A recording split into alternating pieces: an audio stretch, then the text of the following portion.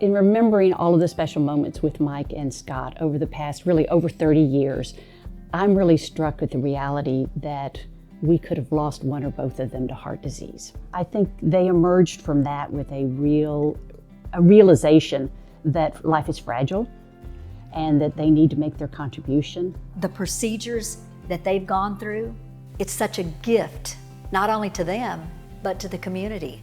It's a gift because they're able to have quality of life, have longer years with us, and continue to impact the world. You can look at Scott and Mike's resumes, both of them, and see just the vast amount of community involvement that they've had. It's not about them or their egos, it's about being part of the human connection. The traits that make Scott and Mike dear friends are also the traits that make them great leaders. It makes them great contributors to our community.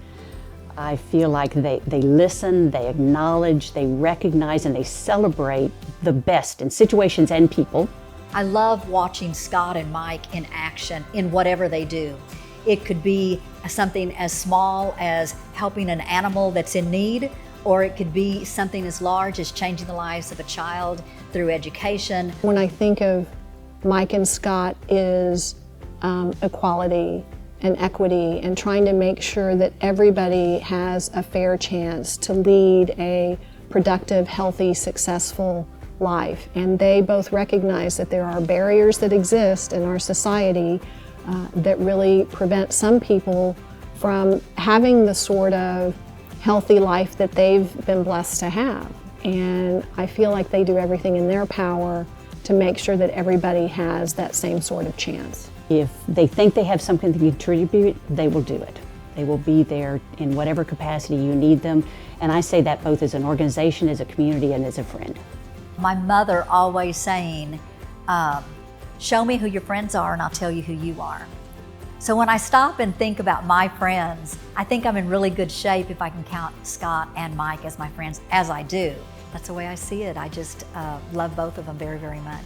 One of the things I admire most about them as well is their realization that they cannot be caregivers of the community if they're not taking care of themselves first. I really see that partnering with the American Heart Association is the perfect catalyst for being able to share their struggles, their challenges, and their successes. And the world's better for having them still here. Mike and Scott are role models in this community.